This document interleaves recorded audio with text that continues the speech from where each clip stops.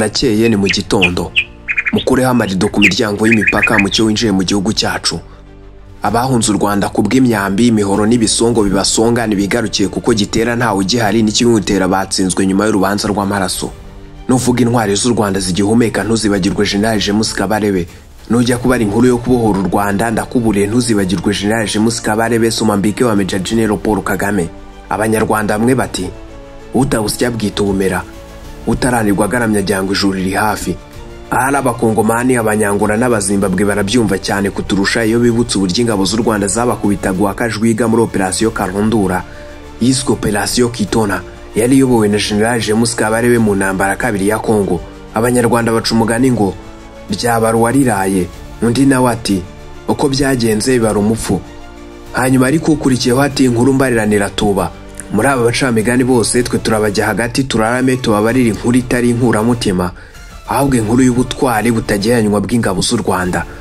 Twakwibagirwa gute igihanganje muri ibi Gen James Kabarebe? Kuri ubu inkuru iri kugaruka mu binyamakuru byo hirya no hino bitandukanye nuko uyu mugabo Gen James Kabarebe na Kanyuka wa M23 bamaze gufatirwa ibihano Leta Zunze Ubumwe za Amerika. Amerika imushinja kuba ku mukondo mu gutera ingabo mu bitugu M23 ikomeje kuba inkuru mbi kuri Leta ya Kinshasa. Mbahaye ikaze kuri Mira Rwanda, isoko y'ibyegeranyo bicukumbuye n'amakuru agezweho kandi yize utasanga ahandi. Njye Depenuel muvandimwe. Niba ari ubwa mbere dukurikiye turakwishimiye. Nanone ikaze.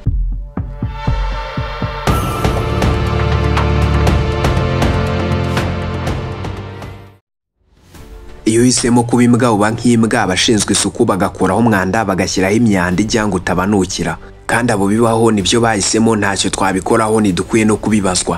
Urugamba rwa FDLR twararutsinze. FDLR iramutse iteye u Rwanda nta n'iminota 5 yahamara. Mu mateka ya Perezida Paul Kagame nta mateka yo gutsindwa urugamba afite. Wakwiha kumurwanya ndamuburira kuko nje mbizi. Ayo namwe mu magambo adasanzwe Gen James Kabarebe yagiye avuga. Mbere ko tugaruka kuri Amerika n'ibihano byayo, reka tubanze tumenye Gen James Kabarebe ni muntu ki.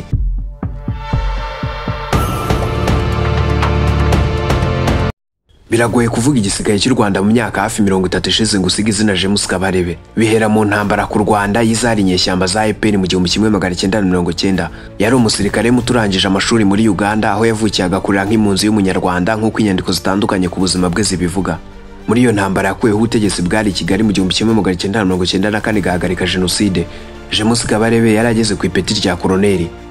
Yari Somambike wa Major General Paul Kagame wari uyoboye urugamba. Nyandiko zigaruka ku buzima bwe zivuga ko nyuma yabaye komanda w'umutwe wa High Commander w'izo nyeshyamba. Nyuma yo gufata ubutegetsi akaba umugaba w'ingabo zirinda umukuru w'igihugu Republican Guard.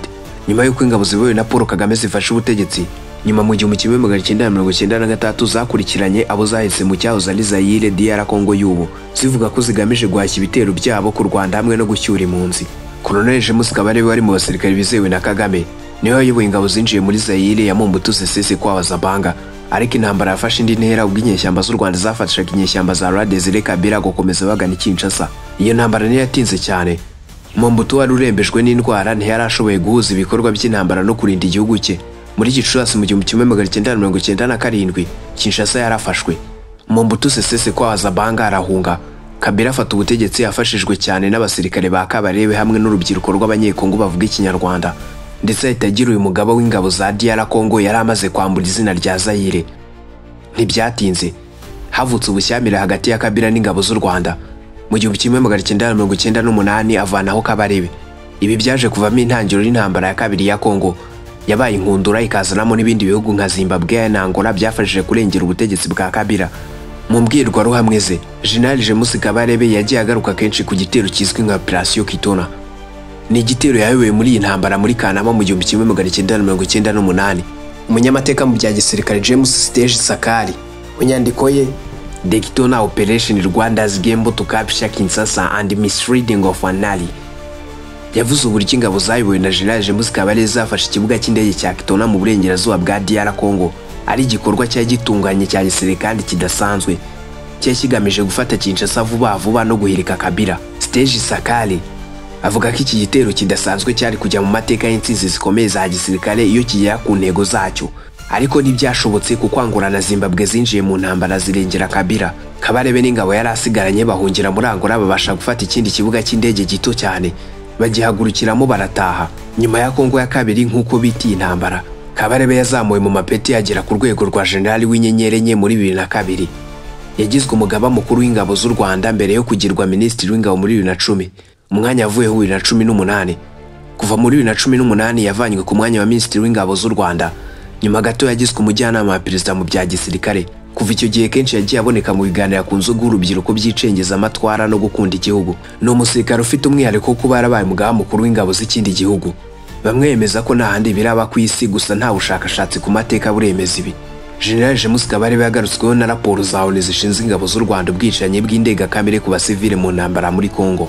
Raporo y'inzobere za ONU muri 2012 ivuga ko Kabarebe ari minisitiri w'ingabo ari wahaga amabwiriza Bosco Ntaganda na Sultan Makenga bari bakuriye inyeshyamba za M23 abicishije ko ari umugaba w'ingabo Charles Kayonga.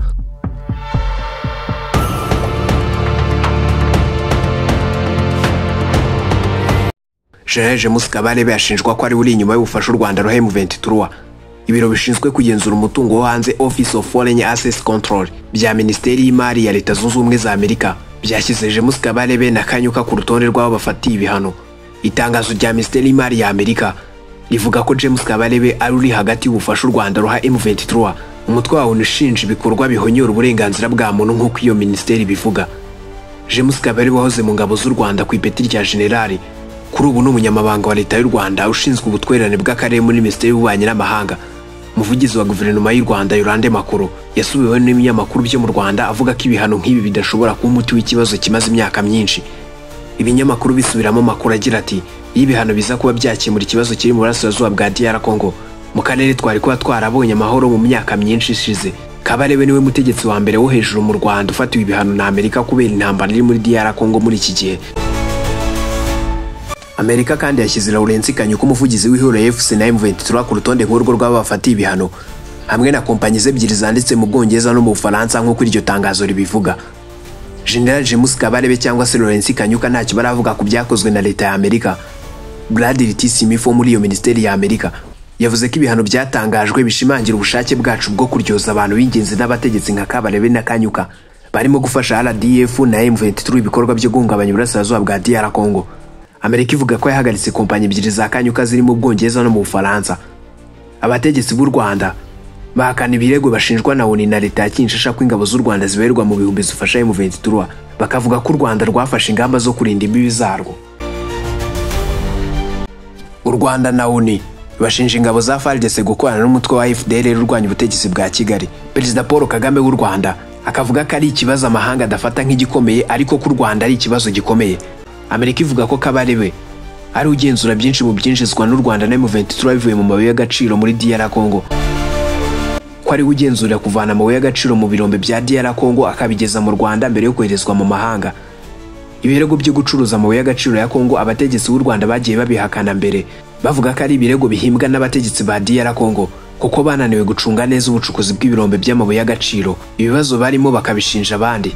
Leta ya Amerika ivuga ko ibihano yafashe bireba kompanyi za Lawrence Kanyuka zitwa Kingston Fresh Limited itanga serivisi z'ibiribwa ikorera mu Bwongereza na Kingston Holding y'ibijyanye n'ubujyanama mu bucukuzi bw'amabuye y'agaciro ikorera mu Bufaransa.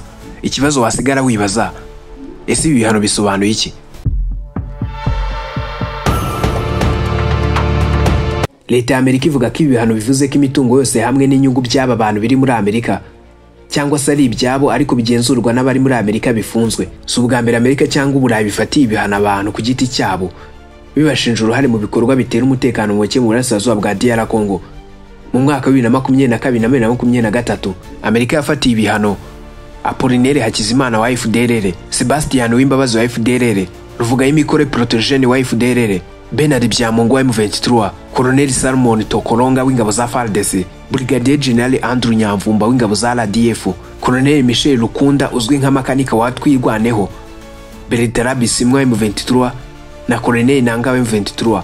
Abandi nka Sultan Makenga na Wiringoma nabo basanzwe barafatiwe ibihano na ONU cyangwa ubumwe bw'Uburayi.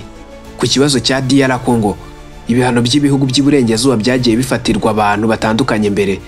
Umusaruro wabyo mu gukemura iki kibazo wagiye ushidikanywaho n'abasesenguzi batandukanye. Leta ya Kinshasa yakomeje gusaba amahanga gufatira ibihano abategetsi b'u Rwanda kandi isaba amahanga guhagarika inkunga y'iterambere y'u Rwanda irushinja gutera RD Congo ruciye mu mutwe wa M23. U Rwanda ruvuga ko kwibasira inyungu zarwo n'ubufatanye mu iterambere rufitanye n'ibihugu by'amahanga bidatanga umuti ku kibazo cy'umutekano muke muri DR Congo. Imiryango y'ibihugu by'akarere EAC na SADC yombi DR Congo irimo isaba ko amakimbirane muri DR Congo akemurwa mu nzira z'ibiganiro by'amahoro bigashyirwamo n'umutwe wa M23, mu gihe leta ya Kinshasa yavuze ko itazigera iganira n'umutwe wa M23. Ngaho nguko iby'ibihano Amerika yafatiye James Kabarebe na Roya Kanyuka. Ndabashimiye ko mwambaye nanjye nancumbikiye. Iyi ni Rwanda, ikaba isoko y'ibyegeranyo bicukumbuye n'amakuru agezweho kandi yizewe utasanga ahandi. Niba ari ubwa mbere udukurikiye turakwishimiye. Mbifurije amahoro n'amafaranga, naho utaha ngwiza amashyo tuzongeye guhura amatavuna imitozo.